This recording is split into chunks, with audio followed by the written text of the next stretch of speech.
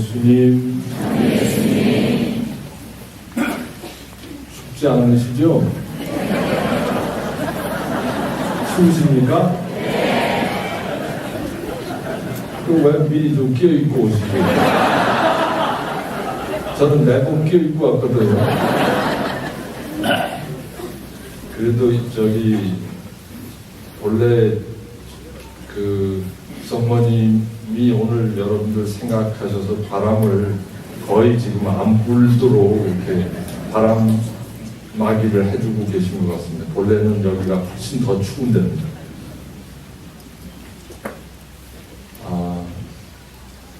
제가 오늘 안 춥냐고 말씀드리면 제가 오늘 할 얘기가 좀 많습니다.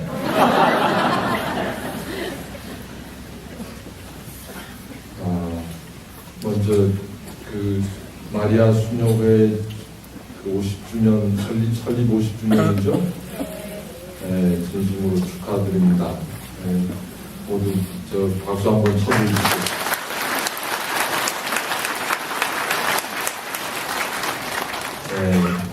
이 수녀님들은 여러분들이 가끔 신문에 보시겠지만 소년의 집이라고 이렇게 나오는 주로 이제 부모 없는 고아들을 이렇게 많이 돌보시고 또 이 세상에서 사회에서 완전히 밀려나 버린 정말 아무데도 갈 데 없는 행여자들, 죽어가는 사람들 마지막 치닫거리를 이렇게 주로 50년 동안 해오신 수녀님들입니다. 정말 그 50년 동안의 노고에 주님께서 강복해 주시리라고 믿습니다. 세월호 희생자 안산 그 분향소의 조문객만 50만을 훨씬 넘었다고 하고 오늘 아침 인터넷 뉴스를 보니까 전국의 분향소를 다 합치면 184만 명이 조문을 다녀갔다고 합니다. 옛날에도 세월호 사건과 비슷한 정도의 대형 사고가 있었지만 이렇게 많은 사람들이 이렇게 오랫동안 조문 행렬에 참가한 적은 없었던 것 같습니다. 사고일부터 오늘로 벌써 한 달이 되지만 온 국민의 침울한 애도 분위기는 좀처럼 가시지를 않습니다. 지난 5월 10일 토요일 저녁 안산에는 2만 명에 가까운 시민들이 촛불을 켜들고 고인들을 위해 애도를 표하고 기도하는 모습을 보았습니다. 왜 이렇게까지 온 나라가 슬픔에서 헤어나지 못하고 있을까? 많은 시민들의 슬픔과 무력감이 이제는 울화와 분노로 바뀌고 있는 것 같습니다.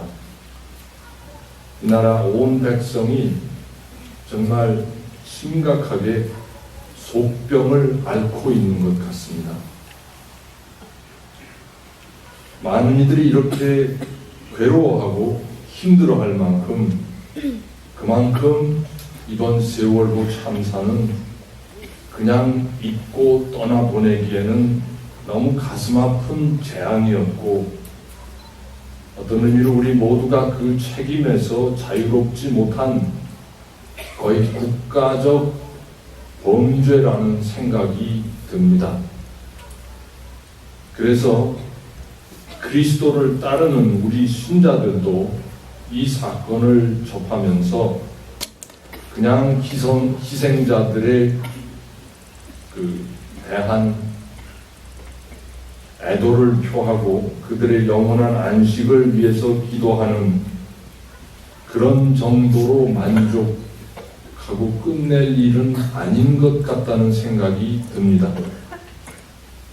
우리는 그리스도인의 시각에서 이 사건을 조명해보고 이 재앙에서 우리가 읽어내야 할 시대의 징표는 무엇이고 그리스도인으로서 우리는 이 사건에 어떻게 대처하는 것이 하느님의 뜻에 부합하는 일인지 진지하게 고뇌하지 않으면 안 되겠다는 생각이 듭니다.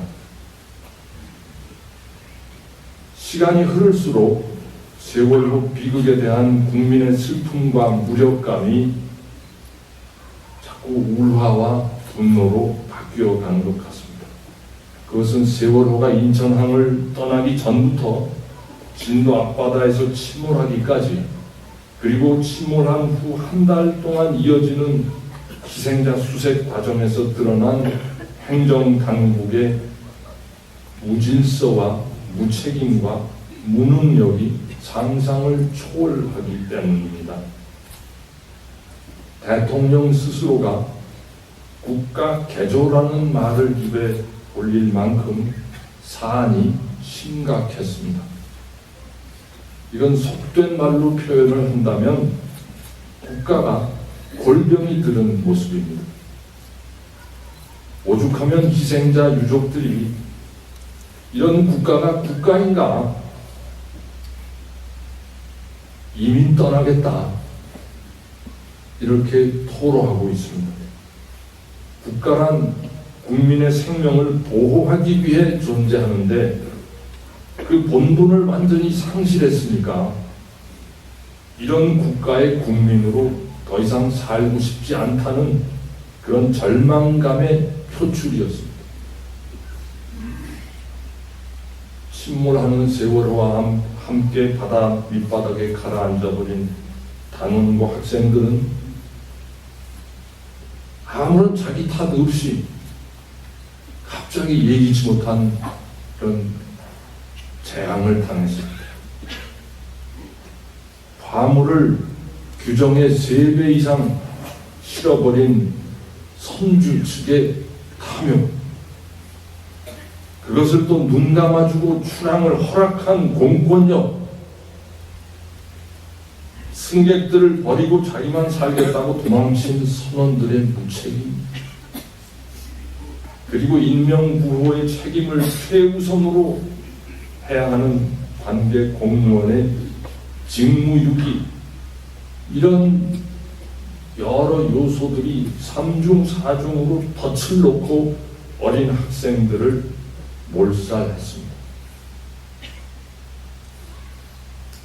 아이들은 그저 가만히 있으라고 하는 무책임한 안내 방송에 따라 꼼짝 않고 선실에서 묵묵히 기다리고 있다가 탈출 시기를 놓쳐 앞날이 구마리 같은 그 풋풋한 인생을 접었습니다.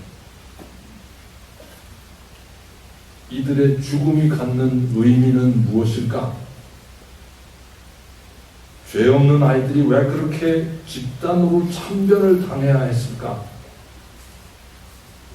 그 때묻지 않은 수많은 젊은이들이 아무런 의미 없이 그냥 죽을 수는 없는 것이 아닌가? 목숨은 세상에서 가장 가치 있는 존재입니다. 그런 최고의 가치를 지닌 목숨이 무더기로 죽어나간 데에는 분명히 그 뒤에는 무언가 큰 의미가 숨겨져 있을 것이 아닌가, 그런 생각이 들었습니다. 이 아이들의 죽음을 생각하면서 저는 2000년 전에 베틀레헴에서 일어났던 그 죄 없는 아이들의 죽음, 그 무참한 학살을 연상했습니다. 동방 박사들이 예루살렘을 방문해서 유다인들의 임금으로 태어나신 아기를 경배하러 왔다고 하니까 헤로데 임금과 예루살렘에 있던 권세가들은 크게 당황했다고 합니다. 그리고는 미래의 화근을 없애버리려고 베틀레헴과 그 온 일대의 2살 이하의 사내 아이들을 모조리 죽여버렸다고. 티 없는 젖먹이들이 권력자들의 탐욕 때문에 무참히 목숨을 빼앗긴 것입니다. 이 무고한 젖먹이들의 죽음은 그냥 그 표면적 사실만 보면 불의가 세상을 지배하고 힘센 자가 힘없는 약자를 마음대로 농락하고 짓밟는 그런 인간사의 오랜 부조리가 반복된 또 하나의 사례에 지나지 않았습니다. 그러나 하느님의 구원의 역사의 시야에서는 이 젖먹이들의 죽음은 다른 의미를 가지고 있었습니다. 예수 그리스도의 첫 동료 순교자들의 제사였습니다. 이 세상의 죄를 없애시기 위해서 세상 모든 이의 죄를 대신 기워 갚기 위한 속량의 제물로 자신을 십자가에 봉헌하신 예수 그리스도의 십자가 제사에 자신들의 목숨을 함께 제물로 바치는 그런 티 없는 어린이들의 합동 제사였습니다. 진도 앞바다에서 무더기로 수장당한 단원고 아이들과 동승한 희생자들 모두 베들레헴의 젖먹이들처럼 아무런 저항도 못하고 맞서지도 못하고 무력하게 유린당했습니다. 소위 관피아들과 공조체제를 이루면서 불의와 비리를 양산해온 사업가들, 규제를 완화하며 이런 세력을 대대로 양산해온 국가 지도층이 이 아이들을 바닷속으로 쓸어 넣어버린 것입니다. 그러나 그들만이 아니라 그러한 불의와 비리의 관행 그리고 그런 비리의 일상화를 묵인하고 무관심하게 보아 넘겼던 우리 시민들 모두가 공모자인 셈입니다. 세월호가 인천과 제주를 매일 오가면서 몇 년을 두고 똑같은 불법을 일삼았는데 누군가 그 화물 과적을 고발하고 규정 위반이라고 단속하고 안전시설 미비라고 다그치는 사람이 몇 명이라도 있었다면 이렇게까지 참담한 비극으로 치닫지는 않았을 것입니다. 사회의 불의와 비리를 고발하고 밝혀야 할 언론도 그런 현실에 대해서 한마디도 한 적이 없었고 모두가 입을 다물고 아무도 나서는 사람이 없었기 때문에 이런 일이 벌어진 것입니다. 불의를 보고도 침묵하고 무관심으로 일관하는 것은 악에 동조하고 협조하는 죄입니다. 죄 없는 아이들의 목숨은 바로 이런 우리 모두의 방조와 무관심이 저지른 죄를 밝히기 위해서 필요했던 속량의 제물이 아니었던가.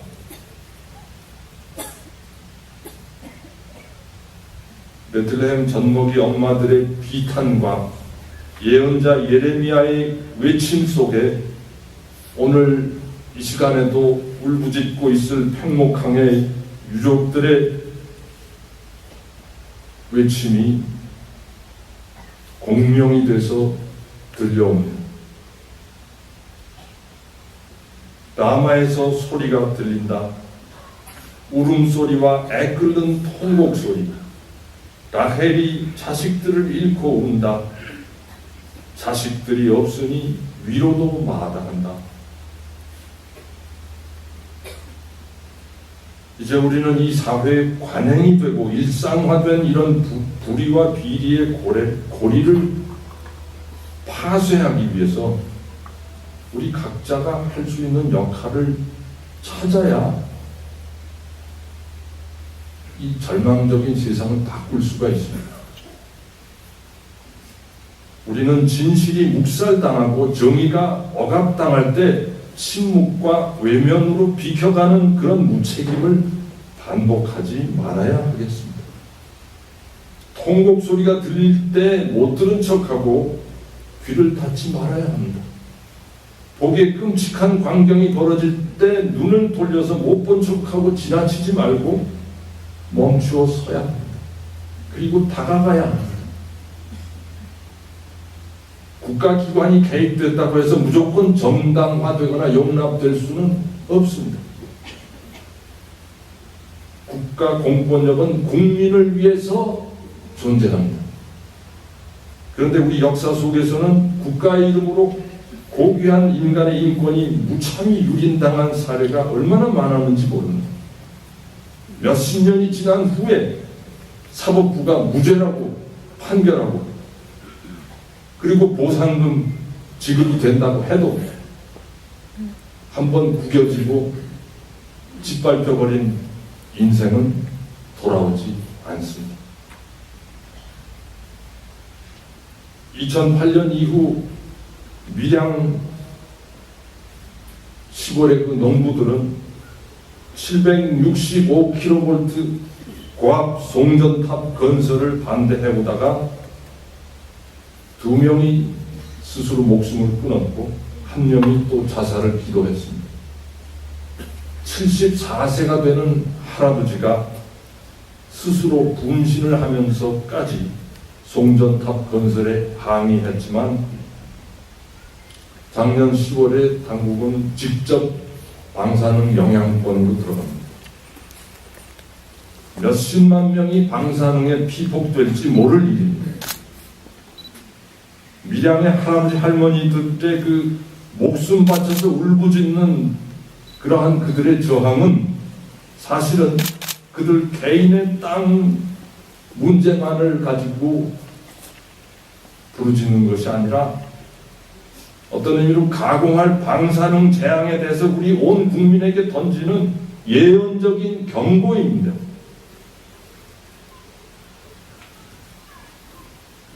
예수 그리스도가 나사렛 노동자 가정에서 가난하게 사셨고 수도 예루살렘보다 변방인 갈릴레아에서 일하셨던 것은 세상에서 가장 가난하고 힘없는 사람들, 이방인들과 세리들, 죄인과 창녀들에게 다가가서 그들이 겪는 좌절과 실망과 고통을 함께 나누면서 그들에게 해방과 위로를 주시려는 것이었습니다.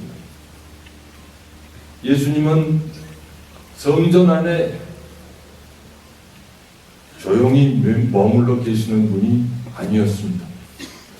예수님은 끊임없이 돌아다니셨습니다.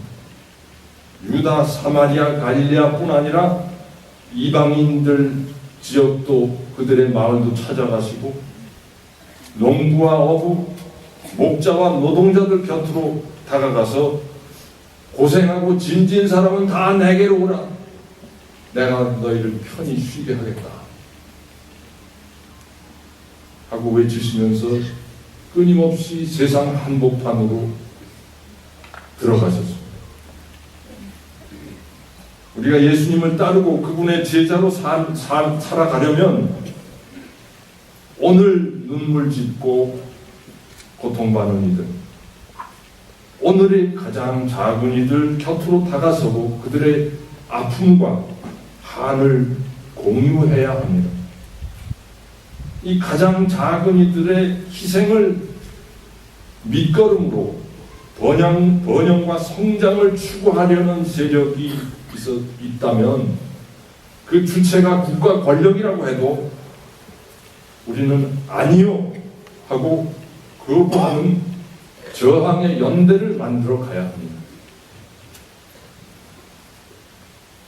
예수님은 가장 작은 이들의 배고픔과 목마름을 외면하고 그들의 고통과 외로움에 무관심한 이들에게는 영원한 불이 준비되어 있다고 경고하셨음을 우리는 기억해야 할 것입니다.